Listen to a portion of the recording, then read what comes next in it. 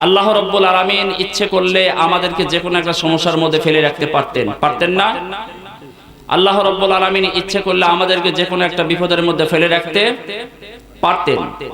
আল্লাহ রাব্বুল আলামিন ইচ্ছে করলে আমাদেরকে জেলখানার কয়েদি বানাইতে পারতেন। আল্লাহ রাব্বুল আলামিন ইচ্ছে করলে আমাদেরকেও এরকম হাসপাতালের রোগী বানাইতে পারতেন। এই সময় দেখেন অনেকে বিপদের মধ্যে পড়ে আছে কিনা? এই সময় অনেকে সমস্যার মধ্যে পড়ে আছে। এই সময় অনেকে জেলখানার কয়েদি হয়ে জেলখানার মধ্যে আবদ্ধ হয়ে আছে। এই সময় অনেকে হাসপাতালের রোগী হয়ে হাসপাতালে বেডে শুয়ে থেকে কাতরাইতেছে। কি বলেন, ঠিক কিনা? আল্লাহ রাব্বুল আলামিন ইচ্ছে করলে আমাদেরকেও এরকম সমস্যার মধ্যে ফেলে রাখতে পারতেন।